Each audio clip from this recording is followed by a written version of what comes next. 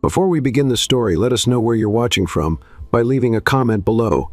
If you enjoy this video, don't forget to like and subscribe. Have a wonderful day. Enjoy the story. Chapter 1.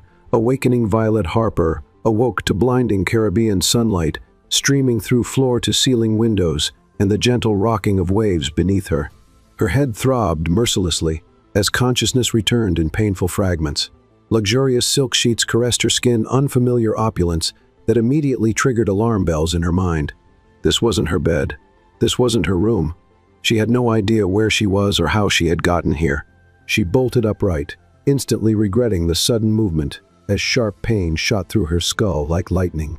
The bedroom was palatial, easily 3 times the size of her Miami apartment, decorated in elegant shades of cream and cerulean blue. Exquisite artwork, which she recognized as original pieces from renowned marine artists, adorned the walls. The floor-to-ceiling windows revealed nothing but endless azure ocean, stretching to the horizon, not a speck of land in sight. "Where am I?" she whispered, her throat raw as if she'd been screaming or swallowing seawater. The last thing she remembered, with clarity, was her wildlife photography exhibition in Miami. After 5 years of struggling for recognition, her work documenting ocean conservation and marine ecosystems had finally gained critical attention. There had been champagne, congratulations from gallery patrons, and a mysterious dark-haired man watching her intently from across the room. She recalled meeting his gaze momentarily, feeling an inexplicable connection, and then absolute darkness. Nothing. Heart racing, Violet realized with mounting horror that she wore only an oversized man's shirt that smelled faintly of expensive cologne. Her own clothes were nowhere to be seen. She scrambled from the bed, fighting waves of dizziness that threatened to overwhelm her, and grabbed a heavy crystal paperweight from the nightstand, the only potential weapon within reach. The bedroom door opened without warning, and Violet raised the paperweight higher, adrenaline temporarily overriding her disorientation. A man filled the doorway, tall and commanding, with broad shoulders that stretched the fine fabric of his crisp white linen shirt. His face belonged on magazine covers, chiseled jawline, penetrating steel blue eyes that seemed to see right through her defenses, and dark hair, with distinguished silver at the temples, suggesting he was in his early 40s. Despite her fear, something about him struck her as hauntingly familiar, the same man from the gallery. She realized with a jolt. "You're awake," he said, his voice deep and controlled, with the subtle authority of someone accustomed to command. "How are you feeling, Miss Harper? Who are you? Why am I here? How do you know my name?" Violet demanded, her voice stronger than she expected as she raised her makeshift weapon higher. He entered the room with measured steps, seemingly unintimidated by her threat. His movements were fluid and purposeful, like a predator perfectly comfortable in its environment. "My name is Ethan Caldwell. You're aboard my yacht, the Azure Horizon, approximately 100 miles southeast of Miami." Ethan Caldwell. The name struck her like a physical blow. The reclusive tech billionaire, whose family owned one of the largest shipping empires in the world. His face occasionally graced business magazines and financial news, before he mysteriously retreated from public life 2 years ago following some kind of scandal she couldn't quite recall. "I found you 3 nights ago," he continued, maintaining a respectful distance that somehow made her feel both safer and more unsettled, floating unconscious in the ocean, clinging to a piece of fiberglass debris. No identification, no vessel in sight, nothing but the clothes on your back, which were ruined by salt water. "That's impossible," she insisted, fighting to keep her voice steady. "I was at my gallery opening in Miami, at the Oceanic Conservation Foundation benefit. That was 4 days ago, Miss Harper." He retrieved a tablet from a nearby desk, his movements deliberate as if trying not to startle her. "You disappeared that night, after leaving the gallery. Your colleagues reported you missing the next morning, when you failed to appear for a scheduled interview with Marine Conservation Quarterly." He handed her the tablet, displaying news headlines. "Acclaimed photographer Violet Harper missing, foul play suspected." Below it was a photograph of her from the gallery opening, smiling in her blue silk dress, unaware that within hours she would vanish without a trace. Her hands trembled as she scrolled through articles featuring her photograph and details of her disappearance. How could she have lost days of her life? And why couldn't she remember anything after the gallery? The cognitive disconnect was terrifying. "I've notified authorities we found you," Ethan continued, his tone softening slightly. We're currently 6 hours from the nearest port in the Bahamas. My personal physician examined you while you were unconscious. No major injuries, but you were severely dehydrated, with a mild concussion and signs of prolonged exposure. Why didn't you call the Coast Guard immediately? Violet challenged, studying his face for any sign of deception. Why bring me to your yacht instead of a hospital? Ethan's expression remained carefully neutral, but something flickered in his eyes, concern, perhaps, or something deeper. We were in international waters during a tropical storm system that made helicopter evacuation impossible. My doctor is former Navy Medical Corps, with extensive trauma experience. She advised against moving you until your condition stabilized. His eyes narrowed slightly as he added, besides, someone put you in that water deliberately, Miss Harper. The question is, why would anyone want to harm a wildlife photographer? The implication sent a chill through her that had nothing to do with the room's temperature. Before she could respond, a knock at the door interrupted them. A woman in a crisp white uniform entered with a tray of food and medication. Your morning treatment and breakfast, Miss Harper, the woman said with a slight accent. Violet couldn't place. Dr. Lin insists you continue the anti-inflammatory protocol and begin eating solid foods.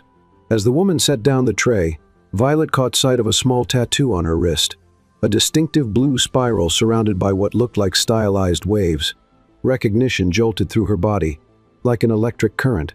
That symbol she had photographed it before, on shipping containers in the port of Miami, suspected of smuggling endangered marine species, the same investigation that had earned her anonymous threats 2 weeks before her exhibition opening. Thank you, Isabella, Ethan said, his tone businesslike. Please inform Captain Morgan we'll be changing course to Nassau. Maximum speed, even if it burns through our fuel reserves. When they were alone again, Violet found her voice. That woman, her tattoo, I saw you recognize it. Ethan interrupted, his tone shifting to something harder, more focused, which confirms what I suspected when I found you. This wasn't an accident or random misfortune. What do you mean? Ethan moved to the window, his profile sharp against the bright horizon. His posture had changed subtly, tension visible in the set of his shoulders. The blue spiral is the mark of the Cobalt Syndicate, a trafficking network specializing in rare marine species. They operate through legitimate shipping companies to move contraband worth billions across international waters. He paused, jaw tightening visibly. Including, as I discovered 2 years ago, Caldwell Industries. Your company is involved in trafficking? Violet asked, shock overriding caution. He turned to face her, eyes intensely blue and filled with unmistakable pain and determination. My father discovered the operation within our company 2 years ago, a network that had infiltrated our shipping routes without his knowledge. The night before he planned to expose it to federal authorities, his yacht exploded 50 miles from where I found you. His death was ruled an accident, despite my objections. Violet's heart raced as pieces began connecting in her mind. The anonymous threats, the man watching her at the gallery, the missing days, the ocean. And you think the same people tried to kill me because of my photographs? I think you captured something in your work that threatens them, Ethan said, his voice dropping to a near whisper. Something worth killing for.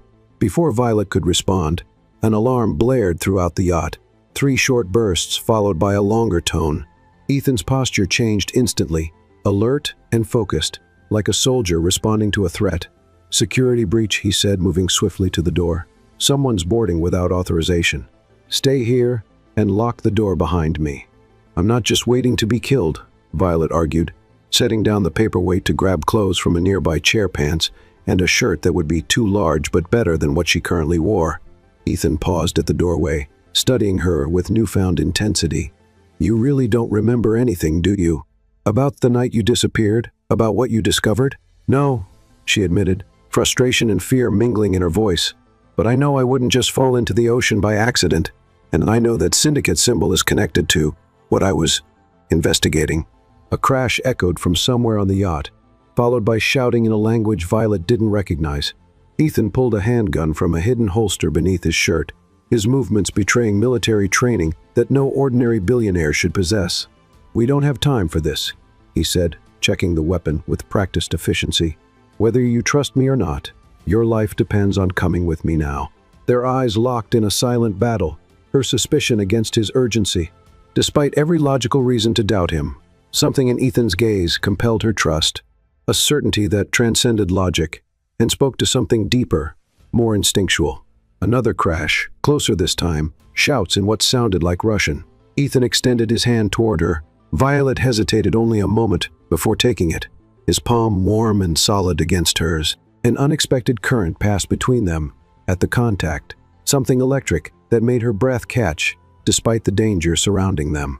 "Whoever you really are, Ethan Caldwell," she whispered, as he led her toward a hidden panel in the wall that slid open at his touch, revealing a narrow passage.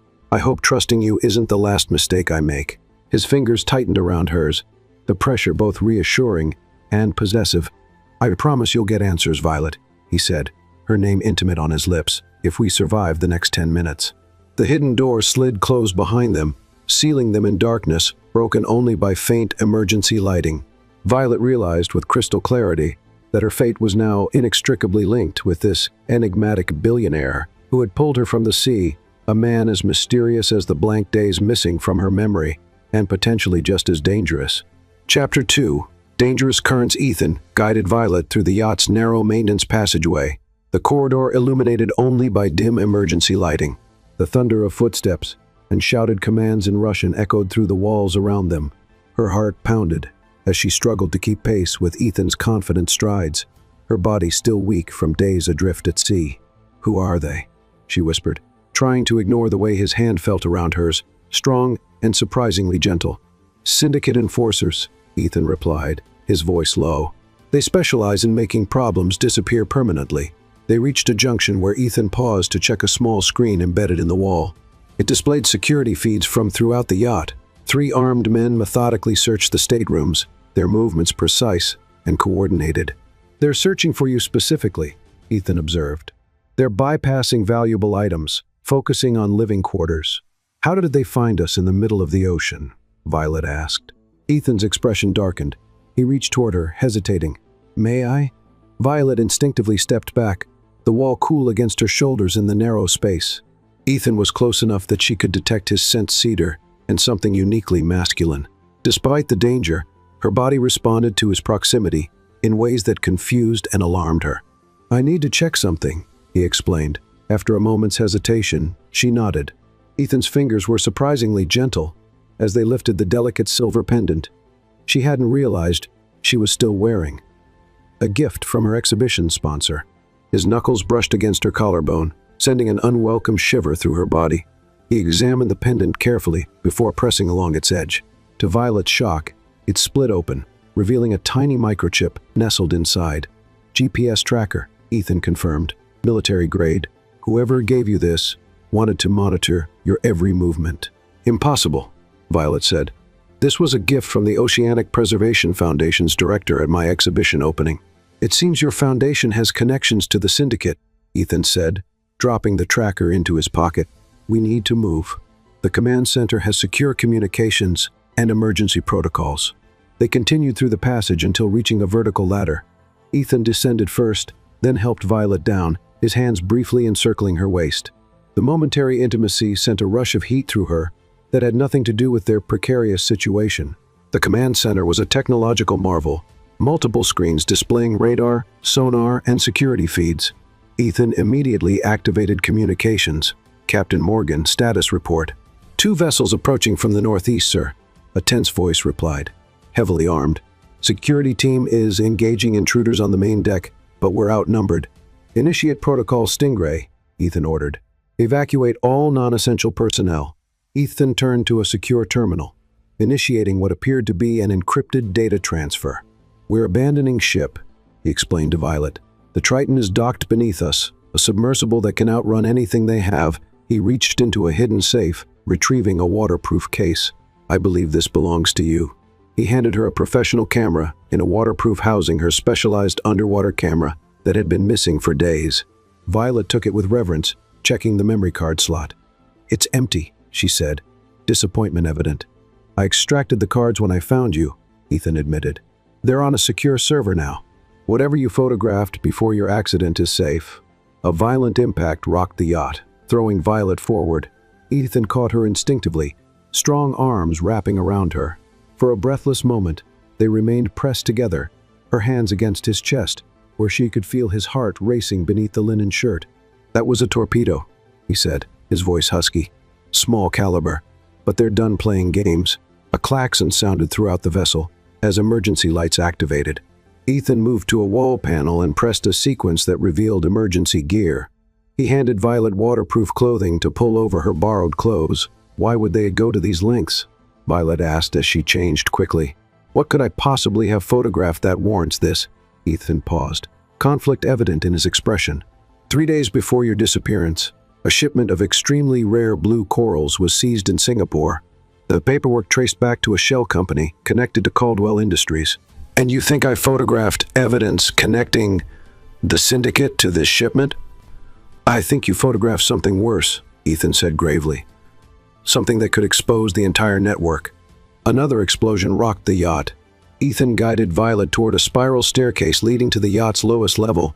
The air grew cooler, heavy with the scent of machinery and salt water. They reached a sealed chamber that opened to reveal a sleek underwater craft suspended in a flooded bay. Beyond the transparent panels, Violet could see the ocean depths teeming with marine life. "I designed it myself," Ethan said.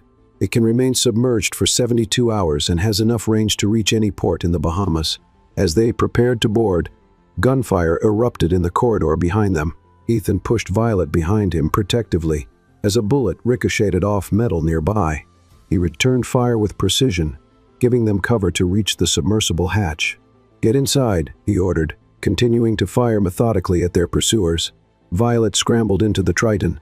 Ethan backed toward the vessel, still exchanging gunfire. A bullet grazed his arm, tearing fabric and drawing blood. He showed no reaction beyond a slight tightening of his jaw as he finally jumped aboard, sealing the hatch behind him. He moved immediately to the controls, initiating launch sequences. Through the viewports, they watched as armed men entered the bay, firing uselessly at the submersible's reinforced hull. The Triton detached from its moorings and slipped silently into the deep blue water. Through the rear viewport, Violet watched Ethan's magnificent yacht begin to list heavily, taking on water as the attacking vessels continued their assault. "Everything I've built over 2 years," Ethan said quietly, his composure finally cracking, all the evidence against the syndicate gone. Violet reached for his injured arm. "You're bleeding." "It's nothing," he dismissed, but didn't pull away from her touch. "Let me help," she insisted, locating a medical kit. As she dressed his injury, their eyes met in the submersible's dim lighting. "Why are you helping me?" she asked. "You could have left me in that water." Ethan held her gaze, something vulnerable finally breaking through his controlled exterior. "Because 2 years ago, someone else discovered what the syndicate was doing. She gathered evidence, prepared to expose them. She died before she could." Pain flashed across his features. "She was my fiancée." "I'm sorry," Violet said softly, understanding blooming. "When I saw your photographs at the exhibition," Ethan continued, "I recognized locations connected to syndicate operations, the same places Sophia had investigated." His eyes held Violet's, intense and sincere. "I couldn't let it happen again." The Triton continued its silent journey into the ocean depths, carrying them away from danger into an uncertain future. As Violet finished bandaging Ethan's arm, their hands lingered together for a moment longer than necessary, and an invisible connection forming between two strangers bound by circumstance, shared enemies, and the beginnings of something neither was ready to name. Chapter 3. Hidden Depths. The Triton descended silently through layers of increasingly dark water, its exterior lights illuminating glimpses of marine life that scattered at their approach. Inside the sophisticated vessel, Ethan programmed their course, while Violet watched the ocean through the panoramic viewport, still processing the revelation about his fiancée. "Sophia was a marine biologist," Ethan said, breaking the silence. "She specialized in tracking endangered coral species. 2 years ago, she discovered shipments of rare blue corals were disappearing from protected reefs in Indonesia. The submersible's interior was compact but efficiently designed, a cockpit with dual control stations, a small living area, and what appeared to be a sophisticated communications hub. Despite the cramped quarters, it felt more secure than Ethan's now destroyed yacht. When she traced the supply chain, she found connections to Caldwell Industries," Ethan continued, his voice tight with controlled emotion. "She came to my father with evidence. Neither of them realized how deep the corruption went, or how many people were involved.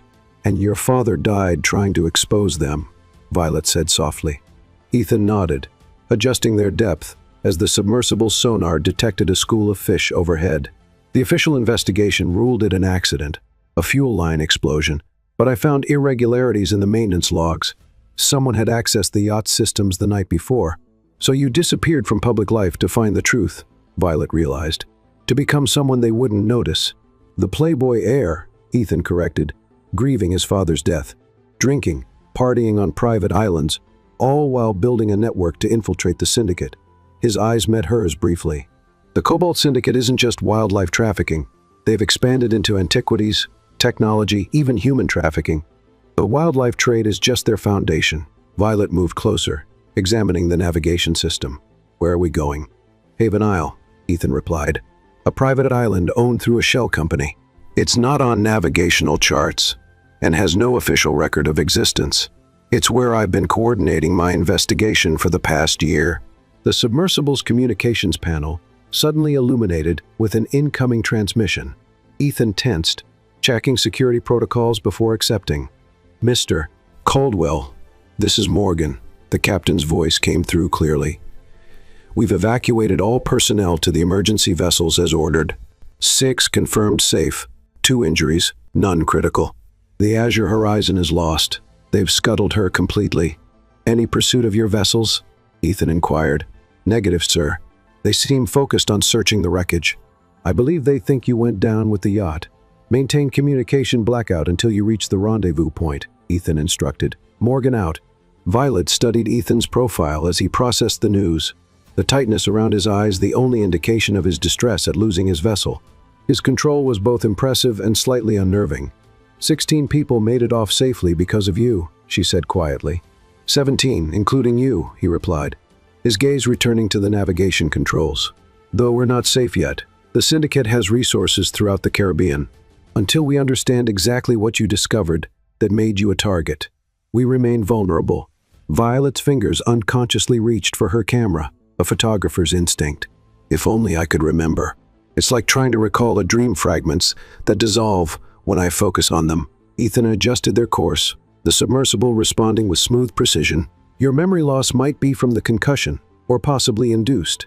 Some Syndicate operatives have access to drugs that cause temporary amnesia. They've used them before to interrogate people without leaving memories of the questioning. The implication sent a chill through Violet. You think they questioned me before throwing me overboard? It's possible, Ethan said carefully. The fact that you were still alive suggests they either wanted your death to look accidental, or they weren't sure if you'd told anyone else what you discovered. Violet finished the logic, the thought chilling but sound. They lapsed into silence as the Triton continued its journey through the depths. Eventually, Ethan rose from the pilot's seat, setting the navigation to autopilot. You should rest, he said, gesturing toward a compact sleeping area. We have 4 hours before reaching Haven Isle, and you're still recovering. I'm fine, Violet insisted, though exhaustion pulled at her limbs. Ethan's expression softened fractionally. You were adrift at sea for at least 24 hours before I found you. Your body needs recovery time. As if on cue, dizziness swept through her. Violet steadied herself against the bulkhead, reluctantly acknowledging her limits. Ethan moved to help her, his arm supporting her waist as he guided her to the small bunk. What about you? She asked as she sank onto the surprisingly comfortable mattress. I'll monitor our course, Ethan replied, retrieving a blanket from a storage compartment. The Syndicate might have underwater drones searching for us. As he draped the blanket over her, his hand accidentally brushed against hers. The brief contact sent electricity coursing through her veins, an awareness that seemed to transcend their dangerous circumstances. From his momentary stillness, Violet suspected Ethan felt it too. Thank you, she said quietly, for saving my life, for risking yours. Ethan's professionally detached expression wavered for a moment, revealing something more human beneath vulnerability mixed with determination. Get some rest, Violet. We both might need our strength in the hours ahead. He returned to the pilot station, his broad shoulders silhouetted against the blue-black water beyond the viewport. Violet watched him, questions swirling through her mind. Who was Ethan Caldwell, really? The ruthless businessman the media portrayed? The grieving fiancé seeking justice? Or something else entirely? Despite her misgivings, sleep claimed her quickly, her body surrendering to exhaustion.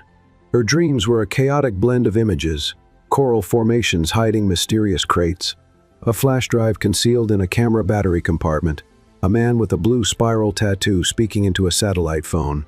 But most disturbing was the recurring image of a massive underwater facility, its purpose unclear, yet somehow sinister. She awoke with a gasp to find Ethan kneeling beside her, concern etched on his face. "You were calling out in your sleep," he explained, his hand hovering uncertainly near her shoulder. "Something about a facility underwater. I remembered something," Violet said, sitting up quickly. "Not everything, but fragments. I think I know why they tried to kill me." Ethan's expression sharpened with interest.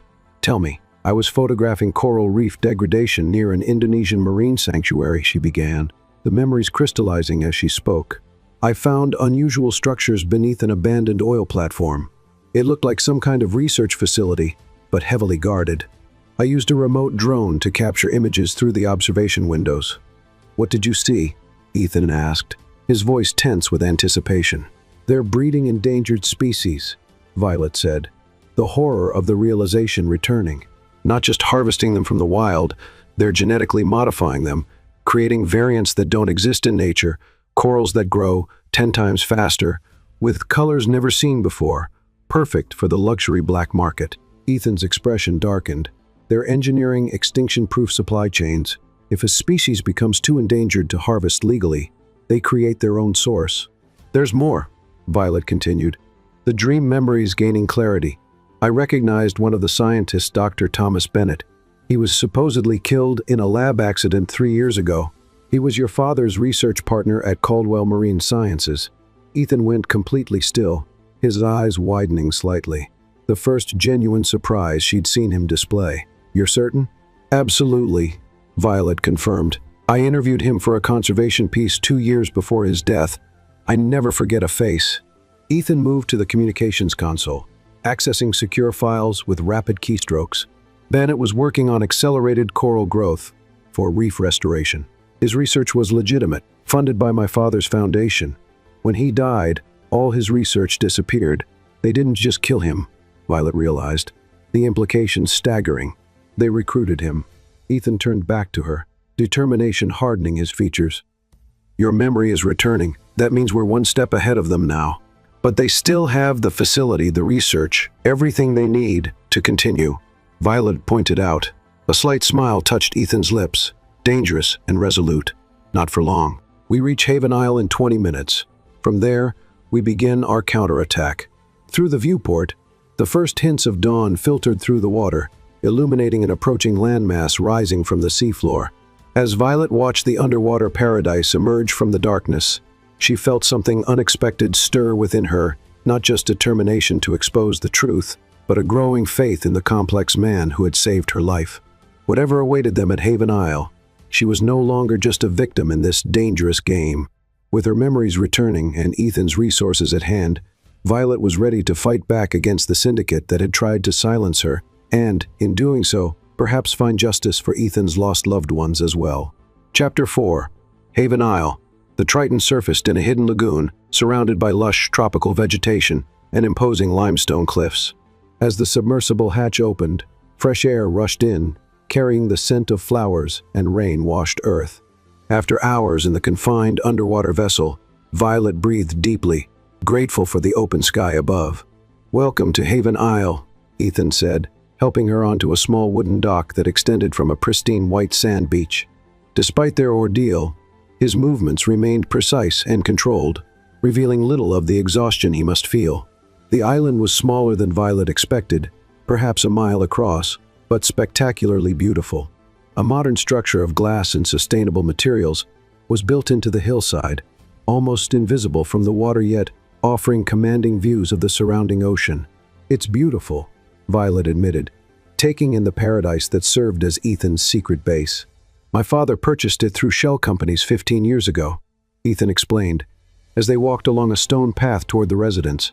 "After his death, I ensured all records of its existence were erased. Only 6 people know of its location." The interior of the residence was minimalist, but luxurious, with open spaces and panoramic windows that blurred the boundary between inside and out. One entire wall consisted of advanced communications and surveillance equipment. A woman with cropped silver hair looked up from a console as they entered, her weathered face suggesting military experience, confirmed by her rigid posture as she rose to greet them. Commander. She acknowledged Ethan with a respectful nod. We've been monitoring Syndicate communications since the Azure Horizon attack. They believe you went down with the yacht. Clara, this is Violet Harper, Ethan introduced. Clara Vaughn, former Naval Intelligence. She's been my head of security and operations for the past 2 years. Miss Harper, Clara said, her assessing gaze taking in Violet's disheveled appearance. Glad to see you recovered. We've been tracking Syndicate chatter about you for the past 72 hours. What have you learned? Ethan asked, moving to review the data displayed on the screens. They're in full panic mode, Clara replied. Whatever Miss Harper discovered, it's significant enough that they've activated sleeper agents throughout the Caribbean. They've also recalled someone they refer to only as an director from Jakarta. Ethan's expression hardened. The director is Viktor Petrov, former Russian intelligence. He's the suspected head of the Cobalt Syndicate's research division. The same division running the underwater facility I photographed, Violet added, drawing a sharp look from Clara. Your memory has returned? The security chief asked. Partially, Violet explained. I remember discovering a hidden research facility near an Indonesian marine sanctuary. They're breeding genetically modified endangered species for the black market. Clara turned to Ethan. That explains the increased activity we've detected at their known research sites. They're probably destroying evidence or moving operations. Either way, we have a narrow window to act before they disappear completely, Ethan suggested. Violet swayed slightly, the adrenaline that had sustained her finally ebbing. Ethan noticed immediately, his hand steadying her elbow. Clara, have Dr. Lin examine Miss Harper, he instructed. Then briefing in 1 hour. I'm fine, Violet protested weakly. You're not, Ethan said firmly. And I need you at your best if we're going to use your knowledge to take down the Syndicate. Clara led Violet to a medical suite, where Dr. Lin, the same physician from Ethan's yacht, ran a thorough examination. After confirming her recovery was progressing well, she provided fresh clothes and access to a luxurious bathroom, where Violet showered away the lingering scent of seawater and fear. Refreshed and wearing clothing that actually fit, Violet felt more human as she joined Ethan and Clara in what appeared to be a situation room. A holographic display showed satellite imagery of the Indonesian facility she had photographed. Based on Miss Harper's description, we've identified the facility, Clara explained. It's registered as a decommissioned oil platform owned by Pacific Rim Petroleum, another Syndicate shell company. What's our intelligence capacity on site? Ethan asked, studying the display. Limited, Clara admitted. The Syndicate maintains signal jammers and extensive underwater surveillance. However, we've intercepted communications suggesting they're preparing to relocate all research and specimens. Where to? Violet asked. Unknown, Clara replied. But they mention a Phase 2 Tusao location repeatedly. Ethan manipulated the holographic display, highlighting shipping routes. They'll need specialized transport for live specimens. That gives us an opportunity to track them. There's something else, Violet said. A memory crystallizing. In my camera, there was a memory card hidden in the battery compartment, a backup I made after I realized I was being followed. Ethan and Clara exchanged glances. We found no additional memory cards, Ethan said. Just the standard ones in the camera slots. It's a modified battery, Violet explained. It looks normal but has a compartment for a micro SD card. I designed it myself for high-risk assignments. Ethan immediately retrieved her camera from a secure cabinet, examining the battery under magnification. With precise movements, he located and pressed a nearly invisible seam, revealing a hidden compartment containing a tiny memory card. Ingenious, he murmured, respect evident in his tone. They transferred the card's contents to the secure system. Dozens of high-resolution images appeared on screen, detailed shots of the underwater facility, including interior views capturing lab equipment, specimens in various stages of development, and, most damning of all, clear images of supposedly dead scientists working alongside armed guards. This is it, Ethan said quietly. The evidence we need to dismantle their entire operation. There's more, Violet said, pointing to images of shipping manifests. These documents show destinations for the modified specimens, private aquariums owned by billionaires, exclusive research facilities, even government installations in countries known for LAX environmental enforcement. A complete client list, Clara observed.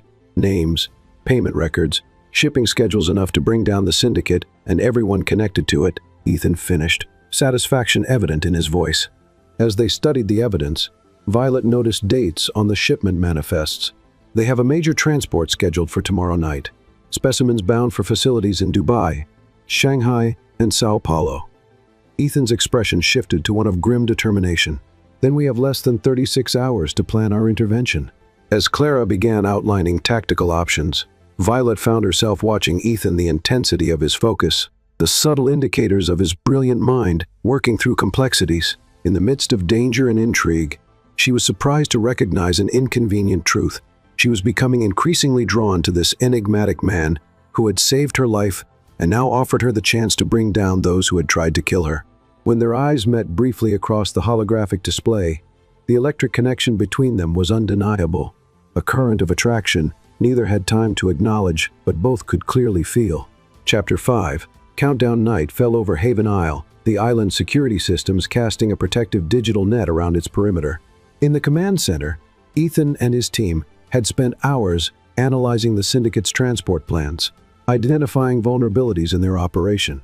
Violet studied the satellite imagery of the Indonesian facility, searching for details her returning memory might have missed.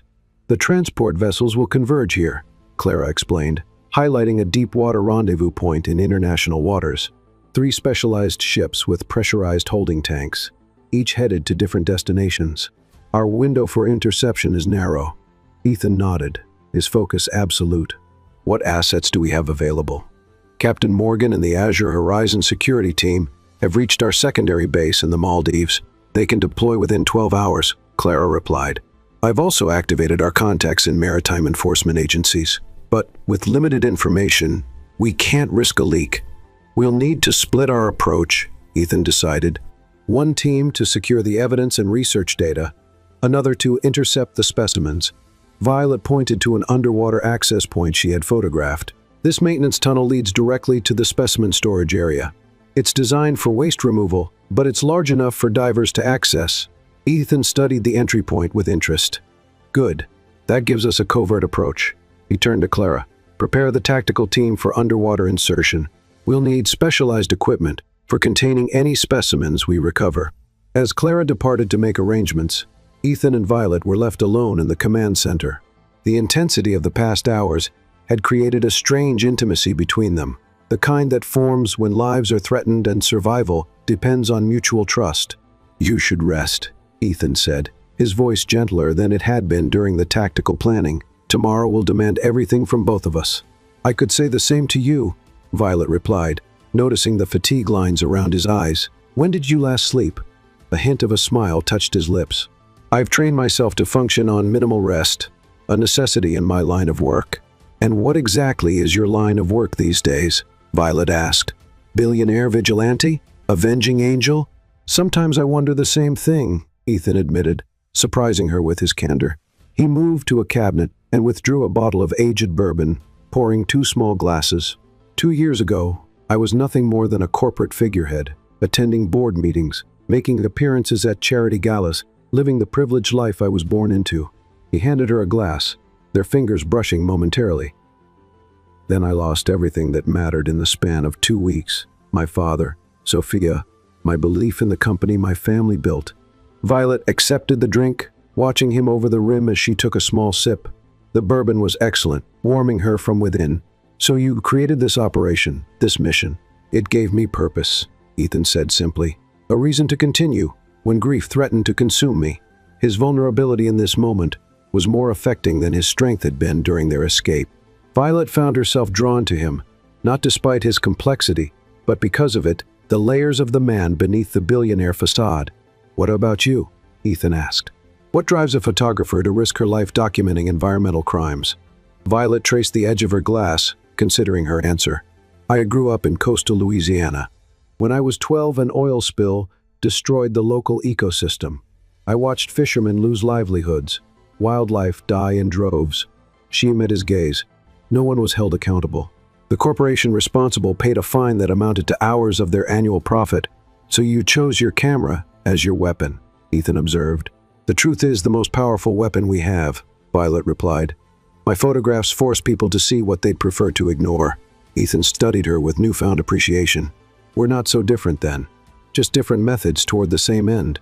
The moment between them expanded, charged with unspoken recognition of shared purpose, of mutual respect, of something deeper neither was ready to name. Ethan stepped closer, his proximity sending her pulse racing, despite her attempts at professional detachment. The command center door slid open, breaking the tension, as Clara returned with tactical equipment. If she noticed the charged atmosphere, she gave no indication. "The dive team is prepping the gear," she reported. "We have the specialized containment units you requested. Dr. Lin has concerns about your participation in the dive, Miss Harper." "I've logged over 500 hours of underwater photography in conditions far more challenging than this," Violet replied firmly. "I know the facility layout firsthand. You need me on this mission." Ethan's expression suggested he wanted to argue, but recognized the logic of her position. She's right. Her knowledge of the facility is crucial. He turned to Violet. "But you'll follow protocol exactly. No unnecessary risks." "I could say the same to you," she countered. Clara cleared her throat. "If you're both finished, we should review the extraction plan. Once we have the specimens and data, we have a 90-second window to reach the extraction point before their security systems reset." As they reviewed the complex operation, Violet felt a clarity of purpose she hadn't experienced since before her abduction.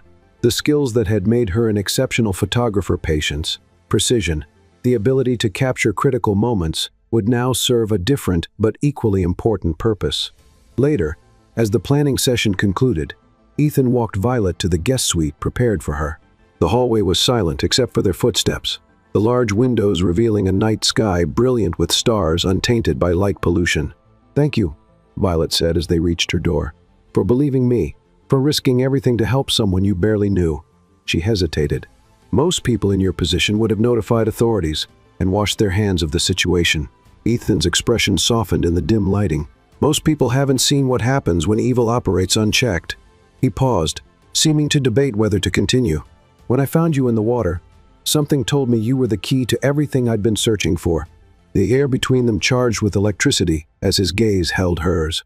For a moment, Violet thought he might close the distance between them, but instead, he stepped back. "We should both get some rest," he said, his voice rougher than usual. "Dawn comes early." Violet nodded, inexplicably disappointed, yet understanding the unspoken boundaries. "Good night, Ethan." "Good night, Violet." As she closed the door behind her, Violet leaned against it, heart racing from an encounter where nothing and everything had happened simultaneously. Outside her windows, the ocean stretched black and infinite under the star-filled sky, a reminder of the dangers that awaited them tomorrow. In less than 12 hours, they would risk everything to strike a blow against the syndicate. Whether they would both emerge alive remained uncertain. What was becoming increasingly clear, however, was that whatever happened in the Indonesian waters would forever link their destinies, a connection that transcended their unexpected partnership and hinted at possibilities neither had anticipated when Violet awoke on Ethan's yacht just days ago. Chapter 6.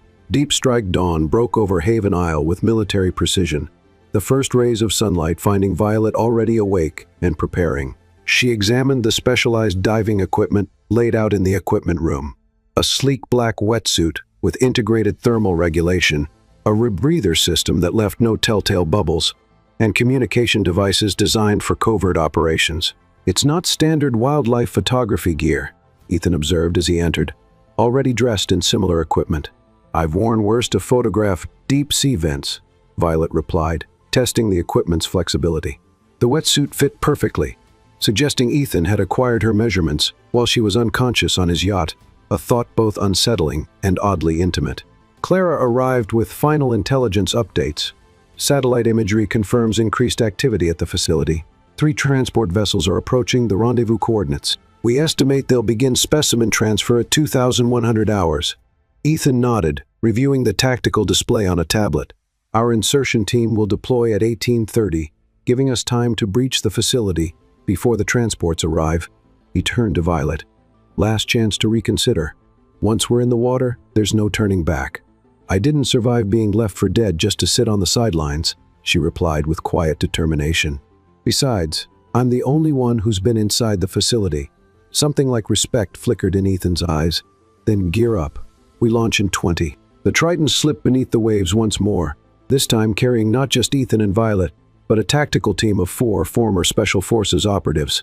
The submersible's advanced propulsion system allowed them to travel at depths and speeds that conventional vessels couldn't match, keeping them undetected by the Syndicate's surveillance network. As they approached the Indonesian facility, Violet studied the structure through the viewport. Her memories had been accurate. A massive former oil platform converted into a research facility, with underwater sections extending deep below the surface. Artificial lights illuminated the surrounding water, creating a halo effect around the structure. Passive sonar detecting security patrols, reported Lucas, the team's technology specialist. 2 submersibles making regular circuits around the perimeter. Can we time our approach between their routes? Ethan asked, examining the tactical display. Affirmative. We have a 40-second window to reach the maintenance tunnel entrance. Ethan turned to address the full team. Remember, our primary objectives are the research data and evidence of illegal operations. Secondary objective is securing specimens for documentation and eventual return to their natural habitat. His gaze lingered briefly on Violet. Stay on comms at all times. If you're compromised, abort immediately to Extraction Point Alpha. The team acknowledged their orders with professional nods. As the Triton positioned itself within a natural rock formation that provided cover, Violet felt adrenaline sharpening her senses. Despite the danger, she found herself oddly calm, focused on the mission and the justice it might bring. Ethan conducted a final equipment check before opening the submersible's dive chamber. Teams of 2. Lucas and Owen, you'll secure the data center. Clara and Brooks, you'll create the diversion at the main power junction. Violet and I will access the specimen storage and document everything we find. Water filled the chamber as the outer hatch opened, the advanced rebreathers activating automatically. Violet followed Ethan into the open ocean, the sensation both familiar from her years of underwater photography and utterly foreign given their current mission. They synchronized their movements, using compact propulsion devices to navigate swiftly through the water toward the maintenance tunnel. Ethan's underwater movements were precise and efficient, clearly not his first covert dive. Violet matched his pace, her photographer's eye noting details of the facility's external structure that might prove useful. They reached the maintenance tunnel entrance during the planned security gap. Ethan worked quickly to override the external lock with specialized equipment. The heavy door slid open with surprising silence, allowing them entry into a partially flooded service corridor. Inside, emergency lighting cast an eerie blue glow through the water.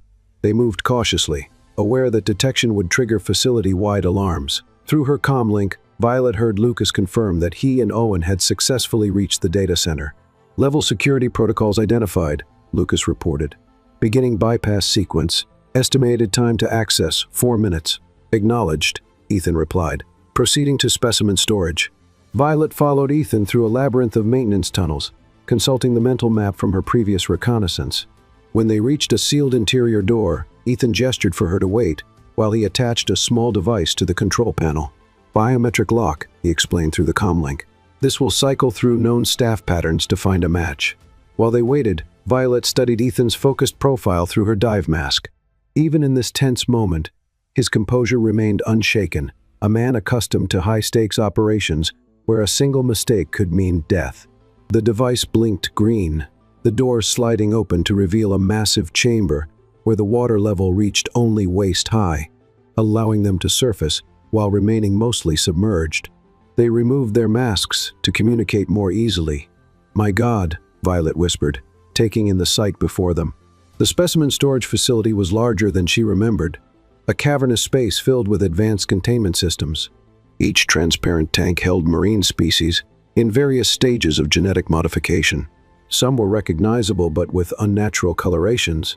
Others were so heavily modified they barely resembled their original forms. "They've accelerated their program," Ethan observed grimly, examining a tank containing coral specimens growing at visible rates. These growth patterns aren't just enhanced, they're completely re-engineered. Violet activated the specialized camera integrated into her equipment, documenting everything systematically. Some of these species were critically endangered, less than 100 individuals left in the wild, and now they've created designer versions for private collectors, Ethan said, disgust evident in his voice. He moved to a central control station, accessing the system with the codes Lucas had extracted from the data center. According to this, they're preparing to transport 47 modified species tonight, valued at over $200 million. "Ethan," Violet called softly from across the chamber, "you need to see this." She stood before a separate containment area, more heavily secured than the others. Inside were specimens, unlike anything they'd encountered, hybrid creations that combined features from multiple species in biologically impossible ways. Military applications, Ethan realized, studying the data displays. Enhanced biological agents designed for deployment in specific environments. His expression hardened. This goes beyond black market trafficking. They're developing biological weapons. Before Violet could respond, Clara's voice came urgently through their comms. Primary security systems offline, diversion in place, but we've triggered secondary protocols. Security teams are mobilizing. Lucas, status on data extraction, Ethan demanded. 80% complete. Need 3 more minutes. Ethan made a rapid decision. Continue data extraction. Clara, maintain the diversion. Violet and I will secure key specimens as evidence. He turned to Violet. We need to document everything and take samples from the military development section. It's our best leverage against whoever's funding this operation. They worked with practiced efficiency. Violet's expertise in underwater documentation, complementing Ethan's tactical knowledge as they collected samples and comprehensive imagery. Alarms suddenly blared throughout the facility. Perimeter breach detected. Lucas reported urgently. Unknown vessels approaching at high speed. Not syndicate signatures. Ethan checked the exterior feeds. Maritime enforcement vessels. Someone leaked our operation, or someone wants to ensure no evidence leaves this facility, Violet suggested, recognizing the implications. If they're compromised, they might prefer to destroy everything. Ethan's expression confirmed her suspicion. Clara, extraction plan Bravo. Lucas, complete download and proceed to extraction point. He turned to Violet. We need to move now. They resealed their masks and submerged fully as the facility's emergency protocols activated, compartment doors beginning to seal automatically. Ethan led them through a different route than their entry, navigating service areas that weren't on the official facility schematics. As they swam through a narrow utility passage, a violent explosion rocked the entire structure. Warning lights flashed as an integrity breach alarm sounded. Through their comms, they heard Clara reporting that multiple explosions were occurring throughout the facility. They're scuttling it, Ethan realized, destroying everything rather than risk exposure. Water pressure increased as they fought their way toward the extraction point, sections of the facility beginning to collapse around them. Violet's photographer's instincts warred with survival needs, the urge to document this criminal destruction battling with the necessity to escape. They emerged into open water just as a massive section of the facility imploded behind them, the shock wave propelling them forward. Ethan grabbed Violet's arm, activating his emergency propulsion to pull them away from the collapsing structure. Through swirling debris and panicked marine life fleeing the destruction, they spotted the Triton hovering at the designated extraction point. As they approached the submersible, Violet glanced back at the facility, now a twisted mass of metal and concrete sinking into the depths, taking with it untold evidence of the syndicate's crimes. Inside the Triton, they found the rest of the team already aboard, equipment secured, and specimens safely contained. As Ethan sealed the hatch behind them, Clara reported, all team members accounted for. Data extraction 95% complete before systems went offline. And the specimens? Ethan asked, removing his dive mask. We secured samples from 17 genetically modified species, including 3 from the military applications section, Lucas confirmed, plus complete documentation of the facility before destruction. Ethan nodded with grim satisfaction, water still streaming from his wetsuit as he moved to the command console. Set course for rendezvous point. We need to be clear before syndicate reinforcements arrive. As the Triton pulled away from the devastation, Violet found herself standing beside Ethan at the viewport, watching the once massive facility disappear into the depths. They sacrificed everything to avoid exposure, she said quietly, which confirms how valuable our evidence will be. Ethan replied, We've struck the first real blow against them in 2 years. His hand found hers briefly in the darkened cabin, a momentary connection that conveyed more than words could express. The weight of what they'd accomplished, and the danger still ahead, hung between them as the Triton accelerated into deeper waters, carrying evidence that could bring down one of the most dangerous criminal organizations in the world. Chapter 7. Ripple Effect. The Triton traveled through deep waters for hours, taking an evasive route to avoid detection. Inside the submersible, Ethan's team processed the specimens and data they had recovered, cataloging evidence that would expose the syndicate's operations. Violet reviewed the footage, captured by her specialized camera, the images revealing horrors beyond what she had initially remembered. "The genetic modifications are more advanced than we thought," she told Ethan, displaying magnified images of altered coral structures. "They've created variants that can survive in previously hostile environments, including heavily polluted waters." Ethan studied the images with a scientist's precision, perfect for collectors who want exotic specimens in environments where they shouldn't naturally survive. It's perverse innovation. Clara entered the command area, her expression grave. "We've intercepted syndicate communications. They're reporting the facility destruction as an accident caused by equipment failure, but internally, they're in crisis mode. Someone named Marco is being held responsible for the security breach." "Dmitry Volkov," Ethan said, "head of Syndicate security operations in Southeast Asia. If they're blaming him, they'll eliminate him soon, which means we need to reach him first," Clara concluded. "He'll have access to their entire security network, transport routes, personnel, everything we need to dismantle their organization completely." Ethan nodded. "Set course for Singapore. Our contacts there can help locate Volkov before the Syndicate does." As Clara relayed the instructions, Ethan turned to Violet. "The specimens we recovered need to be documented thoroughly before they're transported to a secure research facility. Your expertise would be invaluable in the submersible's small laboratory section." Violet worked alongside Dr. Lin, photographing and cataloging each recovered specimen. The modified organisms were hauntingly beautiful, despite their unnatural origins. Corals that glowed with bioluminescence never seen in nature, fish with impossible color patterns, modified sea creatures designed for maximum visual impact regardless of biological cost. "The Syndicate made billions selling these to private collectors," Dr. Lin explained, examining a particularly rare modified clownfish variant, "but the military applications are far more disturbing." She indicated sealed containers holding specimens from the high security section. "These are engineered to survive in specific environments and release toxins that would be undetectable until too late. Imagine deploying these in an enemy's water supply or coastal waters." The implications chilled Violet.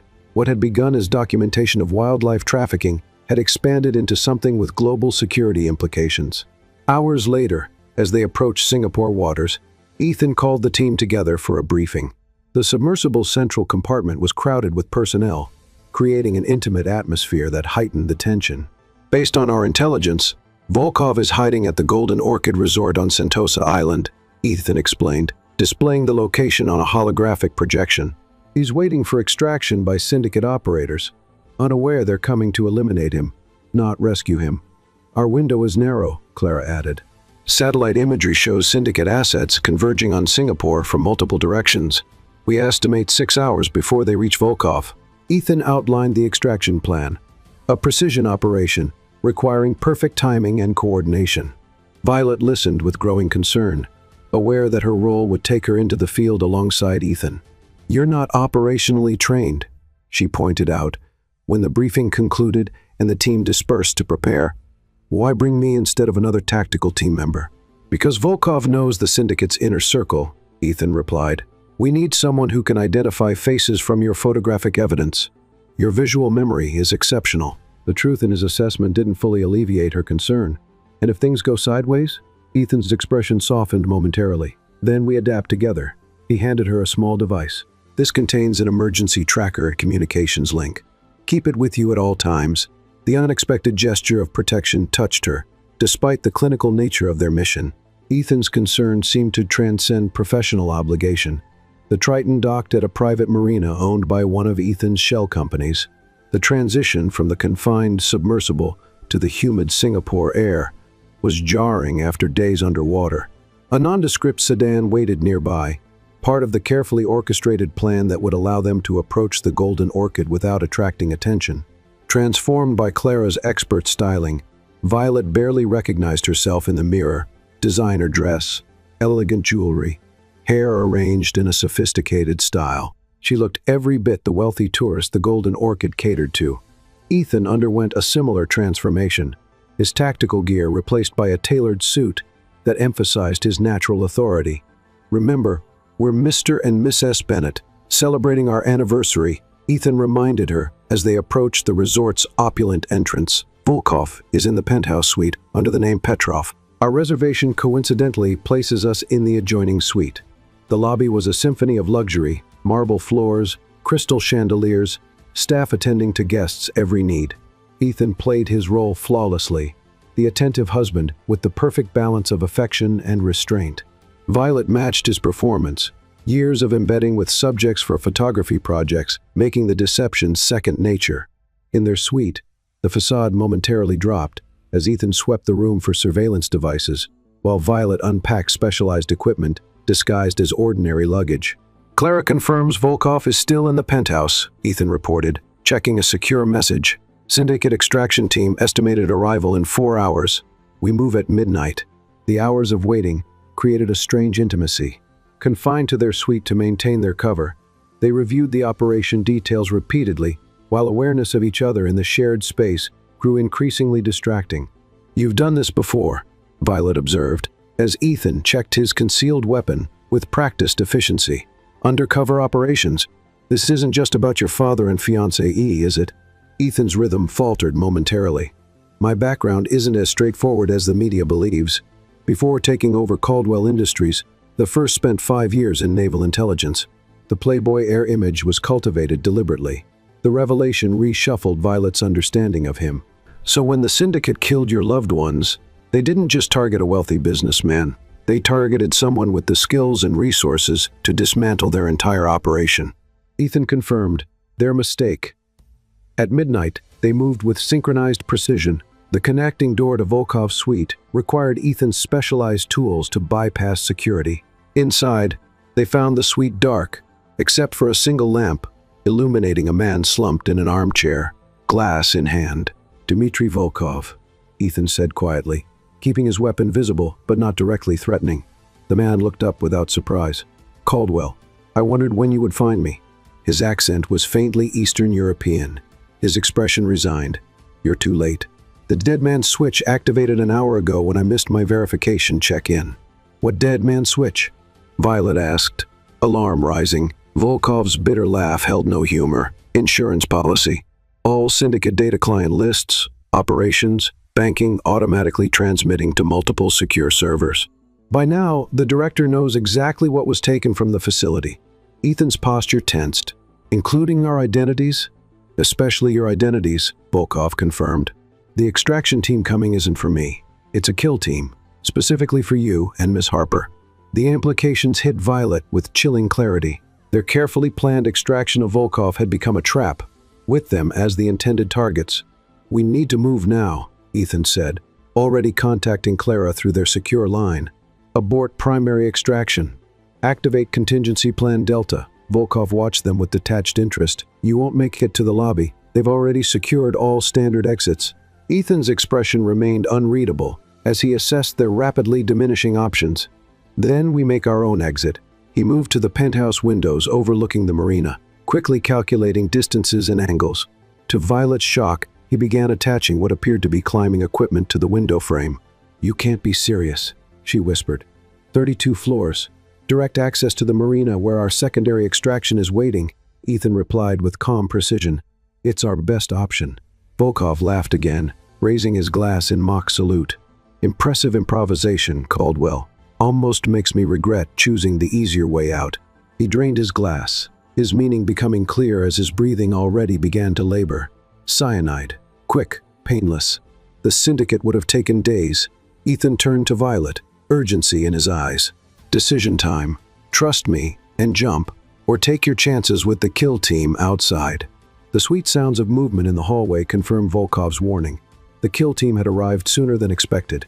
Violet looked from the window to Ethan, her heart racing with fear and something else, a recognition that, in this moment of absolute crisis, there was no one she trusted more than the man who had pulled her from the ocean days ago. I guess we jump, she said with forced lightness that belied her terror. Ethan secured the descent equipment to her harness with swift efficiency, his hand steady despite the approaching danger. Follow my lead exactly. Don't look down. As the door to the suite began to splinter under assault, Ethan broke the window with a specialized tool, the safety glass shattering in controlled fragments. The night air rushed in, carrying the sounds of the city and the scent of the ocean below. Ethan's eyes met hers one last time before they stepped into the void, his expression conveying what words couldn't in that critical moment: determination, reassurance, and something deeper that neither had time to acknowledge. As gravity claimed them, and they plunged into the darkness, they left the Syndicate's kill team firing uselessly into the empty night. Chapter 8. Hunted. The controlled descent from the penthouse suite was anything but smooth. Singapore's night winds buffeted them as they rappelled down the hotel's glass exterior. Ethan's specialized equipment, allowing a rapid descent. Gunfire erupted from above, the kill team shooting at their disappearing targets. A bullet shattered glass near Violet's shoulder, sending fragments glittering into the night air. They landed on the marina boardwalk, Ethan immediately detaching their gear and guiding Violet toward a sleek speedboat where Clara waited, engine running. "Go," Ethan commanded as they leapt aboard, bullets striking the water around them as Clara opened the throttle. The boat surged forward, cutting through marina waters toward the open sea. "Volkov?" Clara asked curtly. "Dead, cyanide," Ethan replied. He triggered a dead man's switch. "Our identities are compromised." Through the boat's rear viewport, Violet saw sleek black vessels beginning pursuit, their powerful engines rapidly closing the distance. "Triton status?" Ethan asked, retrieving weapons. "Submerged at Rendezvous Point Alpha, 8 minutes at current speed," Clara replied. "We won't make it with this pursuit," Ethan calculated. "We need a diversion." He pointed to a shipping lane where massive cargo vessels created a maze of cover. "We'll use the container ships for concealment, then double back to the rendezvous point." The pursuing vessels gained ground despite Clara's evasive maneuvers. Gunfire erupted from the lead boat, bullets striking their stern with alarming precision. "Down," Ethan ordered, pulling Violet to the deck as he returned fire. His shots disabled the navigation equipment on the nearest pursuit vessel, causing it to veer wildly, colliding with one of its companions. The remaining vessel continued pursuit as they approached the shipping lane, massive container ships looming in the darkness, creating canyons of black water between them. "Hold on," Clara warned as she guided their boat into a narrow passage. The space was barely wide enough, the massive steel hulls scraping past with inches fearful. Violet clung to the side of the boat as the towering ships seemed to close in around them. "Now," Ethan instructed. Clara cut the lights and executed a sharp turn into a perpendicular channel, effectively vanishing from their pursuer's sight. For tense minutes, they navigated the maritime maze in near darkness. When they finally emerged, the pursuit had been lost. Clara immediately set course for the rendezvous point. "Why go to these lengths?" Violet asked, as adrenaline began to fade. "What makes us so important that they'd send a kill team? With the evidence from the facility and what you photographed, we could expose operations they've kept uncertain for decades," Ethan explained. "They're not just hunting us. By now, they're eliminating everyone connected to the Indonesian facility." The ruthless logic chilled Violet. People were dying because of what she had discovered: collateral damage in a war she never intended to start. They reached the rendezvous point. Ethan activated a specialized transmitter that would signal the Triton without being detected by conventional sonar.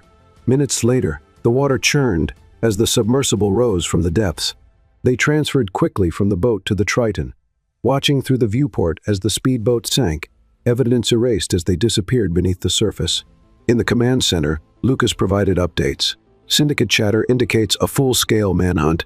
They've activated sleeper agents throughout Southeast Asia and deployed reconnaissance aircraft. "Which means we've hurt them," Ethan observed. "The evidence must be even more damaging than we realized. We need to get it to secure channels immediately," Clara advised. Ethan shook his head. "Any electronic transmission could be intercepted. We need direct handoff to people we trust completely. There's only one place we can do that safely now." "The summit," Clara realized. "What summit?" Violet asked. "International Marine Conservation Summit in New York. 3 days from now," Ethan explained. "Every major environmental enforcement agency will be represented, along with intelligence agencies interested in wildlife trafficking networks. It's also where the Syndicate will least expect us to appear. They'll assume we're fleeing to a remote location," Clara added. "That's insanely risky," Violet pointed out. "The summit will have extensive security. Our identities are compromised, which is precisely why it will work," Ethan countered. "We'll be hiding in plain sight, using legitimate credentials that even the Syndicate can't override without revealing themselves." Ethan turned to Violet. You're scheduled as a keynote speaker, a presentation on marine conservation photography. Your disappearance and rescue will attract media attention, providing perfect cover for passing the evidence to authorities. You want me to just show up and give my presentation as if nothing happened after being presumed dead? With strategic modifications, Ethan clarified, integrated within your legitimate photographs will be the evidence we've gathered. Later, as the Triton settled into its trans-Pacific journey, Violet found Ethan alone in the observation deck, watching marine life illuminate the depths. "You should rest," he said as she joined him. "We have difficult days ahead," says the man who hasn't slept in 48 hours, she countered. "The operation was your idea, wasn't it? Naval intelligence didn't recruit you, you sought them out." Ethan's surprise was evident. "How did you know? The way you handle yourself, it's not just training, it's purpose. My mother was an environmental lawyer, investigating industrial pollution in coastal communities. She died under suspicious circumstances when I was 16, his voice carried old pain.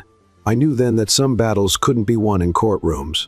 So you positioned yourself within the system, heir to Caldwell Industries, while secretly gaining the skills to fight from the shadows.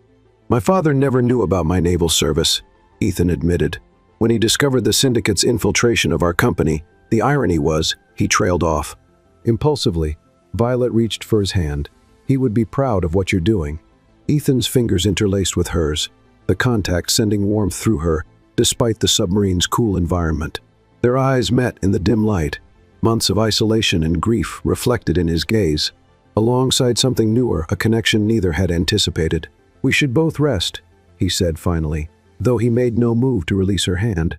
"Tomorrow, we start preparing for New York." As they stood, surrounded by the ocean's vastness, Violet realized how completely her life had transformed in less than a week. And somewhere along this dangerous journey, the enigmatic billionaire beside her had become more than an ally. He had become someone she couldn't imagine losing. Chapter 9. Shadows in New York. The International Marine Conservation Summit transformed Manhattan's waterfront convention center into a showcase of environmental advocacy. Security personnel monitored every entrance as credentials were scanned multiple times. 3 days after their narrow escape in Singapore, Violet stood backstage, reviewing her presentation notes, trying to calm her racing heart. "Communications check." Ethan's voice came through her nearly invisible earpiece. "In position," she confirmed quietly. 20 minutes until my presentation." Ethan and his team had orchestrated their arrival in New York with precision. Violet had been officially rescued by a commercial vessel 2 days prior, her return from presumed death carefully managed through Ethan's media contacts. The story generated exactly the right amount of attention, enough to explain her presence, but not so much that her movements were scrutinized. "Clara has confirmed syndicate operatives among the attendees," Ethan reported. "At least 3 that we can identify. They're watching but don't appear to know our intentions." A summit coordinator approached. "Ms. Harper, you're on in 5 minutes. The director would like a word before you go on." Violet followed the coordinator to a small office, where an elegant woman in her late 50s waited. Dr. Margaret Bennett, director of the International Marine Conservation Initiative and the summit's organizer. "Violet, my dear," Dr. Bennett embraced her warmly. "Your rescue was nothing short of miraculous. We were devastated when you were reported missing." "Thank you for keeping me on the program," Violet replied. "Wild horses couldn't have kept you off it," Dr. Bennett smiled. "Your work is more important than ever. I understand you have new material to share." Something in the director's tone triggered Violet's internal alarms. "Just updated photographs from before my accident," she replied cautiously. As they walked toward the main hall, Violet whispered into her concealed microphone, "Ethan, something's wrong with Bennett." "She knows. Maintain your cover," came his immediate response. "Proceed as planned, but be alert." The main hall was filled to capacity with scientists, officials, and media representatives. As Violet took the stage, polite applause greeted her, many attendees curious about the photographer who had miraculously survived being lost at sea. Her presentation began smoothly, sharing stunning images of marine ecosystems while weaving in subtle references to her discoveries.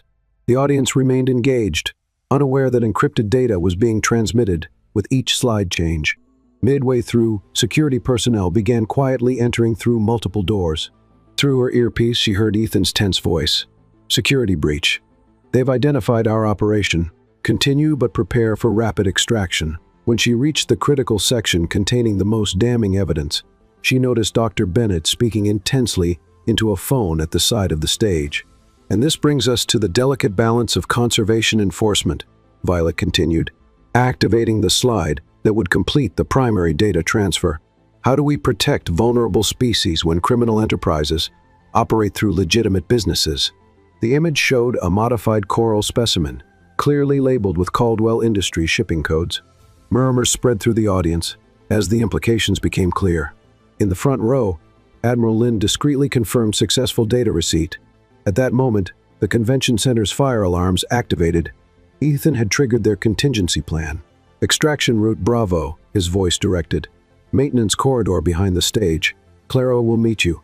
As the audience evacuated, Dr. Bennett intercepted her, dropping all pretense. You have no idea what you've done, the director hissed. The syndicate isn't just an organization, it's a necessity. Without controlled trade, these species would be harvested to extinction by unregulated operators. That justification might work better if you weren't modifying them for weapons applications, Violet replied, backing toward the exit. Security personnel were converging when Clara appeared, dressed as event staff. They moved swiftly through service corridors, evading pursuit as they descended to an underground parking area where a service vehicle waited. Mission status? Violet asked once they had put distance between themselves and the convention center. Data transfer complete, Clara confirmed. Admiral Lin and 3 other contacts received the evidence packages. It's already being disseminated to international enforcement agencies. And Ethan? Clara's expression tightened, engaged with syndicate enforcers. He created a diversion to ensure your extraction. The secondary location proved to be a nondescript brownstone in Brooklyn. Lucas waited inside with communications equipment, monitoring encrypted channels.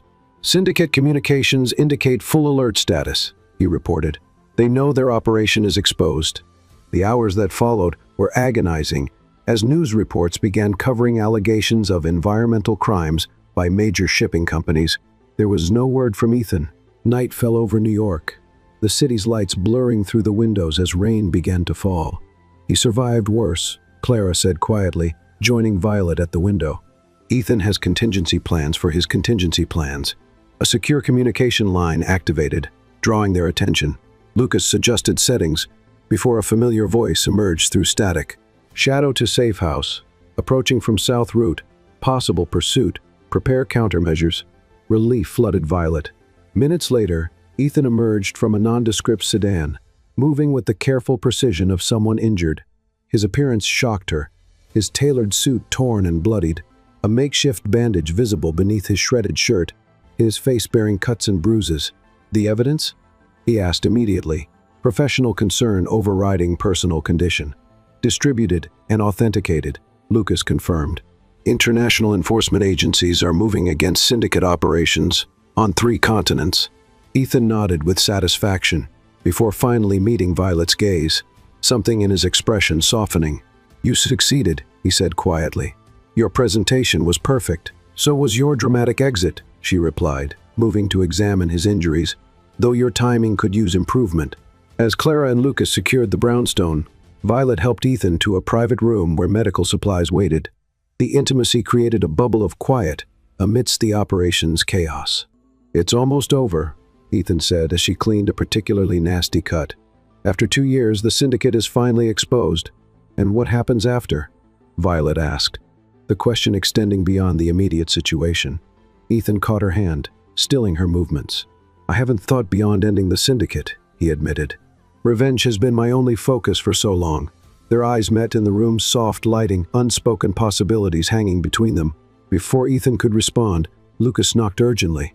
Sir, international news is reporting the death of Viktor Petrov, the syndicate's director, apparent suicide in his Jakarta compound as authorities closed in. The rain continued outside, washing New York clean as the night deepened. Whatever came next, Violet knew with certainty that her life would never return to what it had been before she awoke on Ethan Caldwell's yacht, and surprisingly, she found herself grateful for that fact. Chapter 10, Echoes of Truth Dawn, brought news of the syndicate's unraveling across multiple continents. Ethan, despite his injuries, coordinated with international authorities from the Brooklyn safe house as Violet watched the operation they'd set in motion gain momentum. 7 major syndicate facilities raided overnight, Clara reported, returning from a secure call. 32 arrests, including 3 Caldwell Industries executives. They're singing to save themselves. And Dr. Bennett? Violet asked. Still missing, Lucas replied from his communication station. Private jet to Switzerland, then disappeared. Interpol has issued a red notice. Ethan studied satellite imagery of a remote Caribbean island. The syndicate maintained a secondary research facility here, completely off-grid, no digital footprint. It's where they'd regroup. You think Bennett went there? Violet asked. With the primary facility destroyed and authorities closing in, they need to secure their research. This location houses their backup data and irreplaceable specimens. Ethan turned to Clara. Prepare the team. We leave in 2 hours. You're injured, Violet protested. Which is why you're staying here, Ethan replied firmly. Not happening, she countered. My photograph sparked this. I'm seeing it through. Their standoff ended when Lucas interrupted with urgent news. Sir, we've intercepted syndicate communications. They're accelerating evacuation of the Caribbean facility. All specimens and research are being moved tonight. Where to? Clara asked. Unknown, but they've arranged specialized transport vessels consistent with live specimen requirements. Ethan made a rapid decision. Move up our timeline. Wheels up in 30 minutes. The private jet departed from a secluded airfield in New Jersey, specially equipped with secure communications and tactical gear. As they crossed into Caribbean airspace, Ethan briefed the small team on their approach. The facility is built into this limestone cliff face, accessible only by sea or helicopter. Security includes motion sensors, underwater detection grids, and approximately 20 armed personnel. Entry options? Clara inquired. Underwater access point here, Ethan indicated on the schematic, used for specimen collection and waste disposal. Limited monitoring due to regular marine traffic. As darkness fell, they approached by sea, using a local fishing vessel as cover. Clara's team deployed first, neutralizing perimeter security, while Ethan and Violet prepared their underwater approach. Remember, we're here for intelligence and documentation only, Ethan reminded her, as they checked their diving gear. No unnecessary risks. The underwater passage proved more challenging than anticipated. Narrow, dark, with strong currents pulling against them. Ethan led with confident precision, despite his injuries, navigating through the labyrinthine access tunnel until they reached an interior maintenance area. Inside, the facility hummed with activity. Scientists hurriedly packing specimens and data, security personnel patrolling with heightened alertness. From their concealed position, Violet documented everything with her specialized camera, while Ethan accessed a computer terminal. They're moving everything to a mobile platform, he whispered after reviewing secure files. A converted oil rig in international waters, self-sufficient, heavily defended. A familiar voice made Violet freeze. Dr. Bennett entered the laboratory area, directing the evacuation with cold efficiency. Priority 1 specimens only, she instructed technicians. Destroy everything we can't transport. Nothing can remain for authorities to find. Ethan signaled they had the intelligence they needed. As they prepared to withdraw, an alarm suddenly blared throughout the facility. Perimeter breach detected, announced an automated system. Security protocols activated. Clara's team must have been discovered, Ethan said. We need a new exit strategy. They moved deeper into the facility as security personnel rushed toward the perimeter. In the chaos, they encountered Dr. Bennett alone in her office, destroying documents. I wondered when you'd arrive, Mr. Caldwell, she said, without surprise, not bothering to reach for the alarm. You're persistent, I'll grant you that. It's over, Margaret, Ethan replied. Authorities are closing in on every syndicate operation worldwide. You think so? She laughed bitterly. We've survived world wars, economic collapses, and countless government investigations. This is merely a setback. Why? Violet asked. You were respected in conservation circles. Why protect people destroying what you claim to save? Naive child, Bennett said coldly. Conservation without commercialization is doomed to fail. Our work preserves species that would otherwise be extinct, while providing sustainable revenue streams. And the weapons applications? Ethan challenged. Progress requires sacrifice, she replied without remorse. Besides, those who funded that research made our conservation work possible. Explosions rocked the facility, interrupting their confrontation. That would be the self-destruct sequence, Bennett explained calmly. In 10 minutes, nothing will remain but smoking ruins. Ethan moved quickly, securing Bennett as Violet downloaded files from the office computer. Clara, status, he called through their communications link. Engaged with hostile forces at the north entrance, came the curt reply. Extraction compromised. Secondary route through the specimen loading bay, Ethan decided. Meet us there in 5 minutes. They moved through corridors, now filling with smoke, bringing Bennett as both prisoner and shield. The loading bay was chaos. Workers abandoning valuable specimens in their rush to evacuate, alarms blaring, sprinkler systems activated. Clara and her team arrived, showing signs of combat but operational. Boats waiting at the pier, 2 minutes before this place collapses. As they rushed toward the exit, Dr. Bennett suddenly broke free, shoving Violet aside and grabbing a fallen security guard's weapon. Ethan reacted instantly, placing himself between Violet and danger. The gunshot echoed through the loading bay as Ethan staggered. Clara neutralized Bennett with clinical efficiency, while Violet caught Ethan before he fell. Just a graze, he insisted through clenched teeth, though blood soaked his side. Keep moving. They reached the pier as explosions consumed the facility behind them. Once safely aboard their extraction vessel, Clara treated Ethan's wound more serious than he'd admitted but not life-threatening. Did you get what we needed? He asked Violet, grimacing as Clara cleaned the bullet wound. She held up the data drive, coordinates for their mobile platform, research protocols, client lists, everything. Then we still have a chance to end this, Ethan said, determination overriding pain. The platform is their last significant asset. As their boat sped away from the burning facility, Violet watched flames reflect against the night sky. Dr. Bennett sat secured and silent, her life's work destroyed, her future uncertain at best. What had begun as Violet's mission to document environmental crimes had escalated into something far larger, and between her and Ethan, something unexpected had developed. A connection forged in danger and shared purpose, tested by fire and betrayal, yet growing stronger with each challenge overcome. The final confrontation lay ahead at the Syndicate's mobile platform. As medical personnel attended Ethan's injuries, Violet found herself sharing his determination to finish what they'd started, not just for justice or revenge, but for the chance at something neither had been seeking when fate brought them together on the azure horizon. Chapter 11. Final Stand. The converted oil platform loomed against the horizon, a fortress in international waters beyond conventional jurisdiction. 5 days after the Caribbean facility's destruction, Ethan's team approached under cover of a brewing storm, the turbulent waters providing natural concealment. Platform security includes 24 armed personnel, automated defense systems, and helicopter support. Clara briefed them in the command cabin of their disguised vessel. Ethan, still recovering from his gunshot wound, but characteristically refusing to stand down, studied the structural schematics they had extracted from Dr. Bennett's files. 3 access points, he indicated: helicopter pad, main dock, and underwater maintenance entry. We'll split into teams, converging on the central research lab. Intelligence indicates the Syndicate board has gathered for emergency protocols, Lucas added. This is our opportunity to capture the entire remaining leadership. And the evidence? Violet asked. Secure all research data and photograph the modified specimens, Ethan instructed. Authorities are standing by in international waters, waiting for our signal to move in.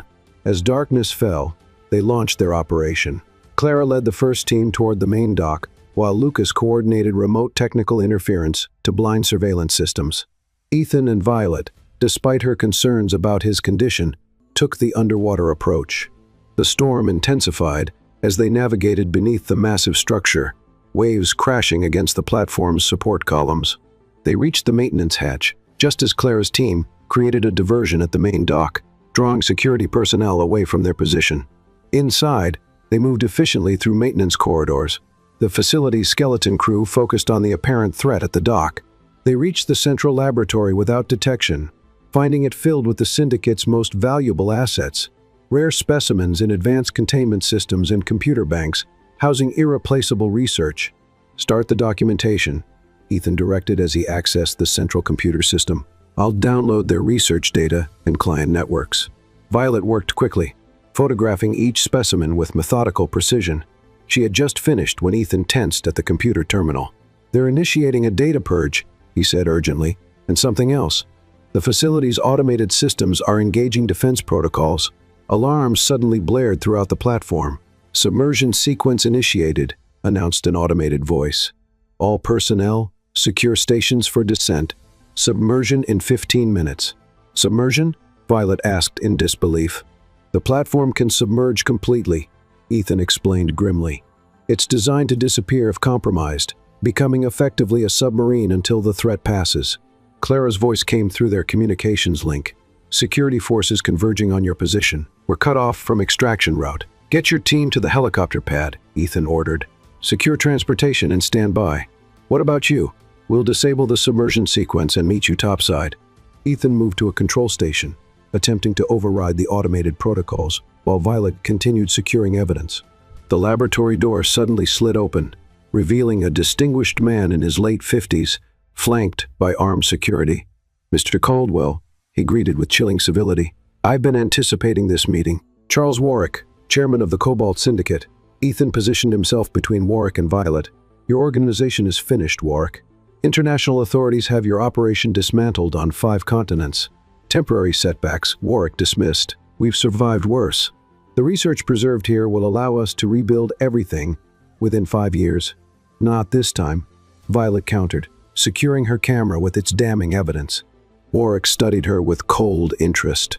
"The photographer who started this cascade of inconveniences. You should have remained lost at sea, Miss Harper." "Submersion sequence, 10 minutes, announced the automated system. You have a choice," Warwick continued. "Leave now with your lives, or remain and descend with us. The platform can remain submerged for 6 months, plenty of time for this unfortunate episode to be forgotten." Ethan's hand moved imperceptibly toward his concealed weapon. "There's a third option. You surrender and face justice for what you've done." Warwick's laugh held no humor. "Always the idealist, like your father. He made the same miscalculation, believing legality trumps necessity." The accusation hung in the air, confirmation of Ethan's long-held suspicions about his father's death. Before he could respond, the platform shuddered violently. Security alarms changed tone as Warwick's communications device activated. "Sir, we're under attack," came an urgent report. "Military vessels approaching from the north, aircraft inbound." The synchronized raid Ethan had arranged with international authorities had begun, triggered by the platform's submersion sequence. Warwick's momentary distraction gave Ethan the opening he needed. He moved with practiced efficiency, disarming the nearest guard, while Violet used her camera flash to momentarily blind the second. Chaos erupted in the laboratory as Warwick fled, sealing doors behind him. Ethan quickly accessed the control system, overriding safety protocols to halt the submersion sequence. "Platform stabilized," he confirmed. "Clara, status. Helicopter secured. Military forces boarding from multiple points. We need to move now." They fought their way to the upper levels as the platform became a battleground between syndicate security and international forces. On the helicopter pad, rain lashed sideways in the intensifying storm as Clara prepared for immediate evacuation. "Warwick?" she asked as they boarded. "Escape during the confusion," Ethan replied grimly, but without his organization or research. As their helicopter lifted off, Violet watched military personnel secure the platform below. The Syndicate's final stronghold had fallen, its leadership scattered, its operations exposed to the world. Ethan sat beside her, exhaustion finally showing through his controlled facade.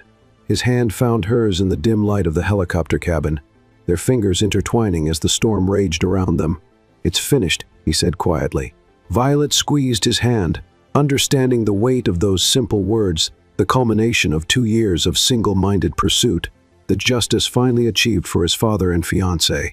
"What happens now?" she asked, the question encompassing far more than just their immediate future. Ethan's gaze met hers, something unguarded and hopeful, replacing the determined focus that had defined him since they met. "That depends," he replied, his voice barely audible above the helicopter's engines, "on what you want to happen next." The storm began to clear as they flew toward the distant mainland, leaving behind the remnants of the Syndicate's shattered empire. For the first time since awakening on the azure horizon, Violet felt the constraints of survival and mission fall away, revealing the possibility of something neither had been seeking when fate threw them together on the open sea. Chapter 12. Blue Horizons. 3 months after the Syndicate's collapse, Violet stood on the deck of a sleek research vessel, watching sunrise paint the Caribbean waters in shades of gold and amber. The ship, christened Ocean Dawn, represented the transformation of Ethan Caldwell's mission from vengeance to restoration. International authorities had spent weeks untangling the syndicate's operations across 23 countries. Over 200 arrests included corporate executives, government officials, and wildlife trafficking specialists. The evidence Violet and Ethan had gathered proved irrefutable, leading to unprecedented cooperation between environmental agencies and law enforcement. Morning, Ethan's voice came from behind her. "You're up early." She turned to find him carrying 2 mugs of coffee, his movements no longer hindered by injury, his expression lighter than when they'd first met. "Couldn't sleep. Too much on my mind." He joined her at the railing, offering a mug. "Second thoughts about today's dive?" "No," she smiled, accepting the coffee. "Just thinking about how much has changed since I woke up on your yacht." The past months had been a whirlwind of testimony, evidence processing, and media attention. Violet's photographs had become central to international prosecution efforts, while Ethan had redirected Caldwell Industries toward marine conservation, funding rehabilitation programs for damaged ecosystems. Their relationship had evolved gradually amid the chaos, neither rushing to define what was growing between them, a partnership forged in crisis that had deepened into something more profound once the immediate danger passed. "The research team is ready whenever you are," Ethan said. "The modified coral specimens are responding well to the reversal protocol." Today's mission represented a significant milestone, returning genetically modified specimens to carefully selected natural habitats after Dr. Lin's team had stabilized their DNA. The Ocean Dawn carried scientific personnel from 5 countries, all focused on undoing the syndicate's environmental damage. "Any word on Warwick?" Violet asked. Charles Warwick remained the only syndicate leader to evade capture, disappearing during the platform raid. "Intelligence suggests South America," Ethan replied. "But without his organization or resources, he's just another fugitive. His time will come." Clara approached, tablet in hand, professionally efficient as always. "Final dive preparations complete. Weather conditions optimal. Research team awaiting your authorization." As Clara departed, Ethan turned to Violet. "Before we join them, there's something I've been wanting to discuss." His suddenly serious tone made her heart quicken. "That sounds ominous." "Not at all," he assured her, setting down his coffee mug. "But it is important. When this mission concludes, I'm restructuring Caldwell Industries completely. The shipping division will be sold, with proceeds funding marine conservation globally." "That's wonderful," Violet said, genuinely impressed. "Your father would be proud." "I'm establishing a new environmental research foundation," Ethan continued, "focused on marine ecosystem restoration and protection. We'll need a director of documentation and public education." Violet raised an eyebrow. "Are you offering me a job, Mr. Caldwell?" "I'm offering you a partnership," he clarified, his expression more vulnerable than she'd ever seen, professional and personal, "if you want it." The moment stretched between them, filled with possibility. 3 months ago, she'd been a wildlife photographer fighting environmental crimes through her lens. Now she stood beside a man who had transformed from enigmatic rescuer to trusted ally to something far more essential in her life. "The Ocean Dawn has quarters for 2, Ethan added when she didn't immediately respond, "and an extensive camera room I designed with your work in mind."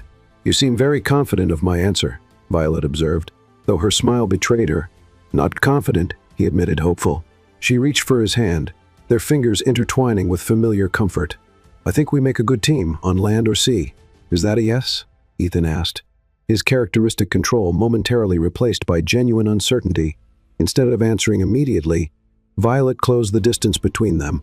Their first kiss was gentle yet certain, a natural culmination of the connection that had been building since she awoke on his yacht. When they finally parted, the rising sun had fully emerged, casting the ship in brilliant light. "That's definitely a yes," she confirmed, her heart fuller than she thought possible after everything they'd endured. The ship's announcement system activated, calling research personnel to their stations. Their private moment concluded, they moved toward the dive preparation area, professionals once more but with a new understanding between them.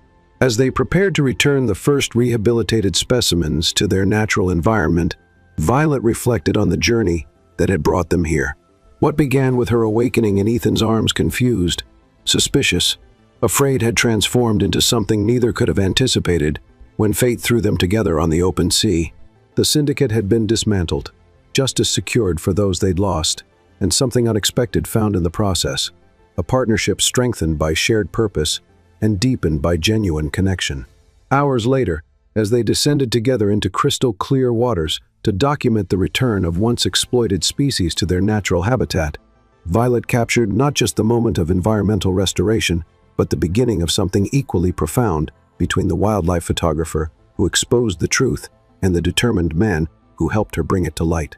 Between them stretched blue horizons of possibility, as vast and promising as the ocean that had first brought them together aboard the Azure Horizon.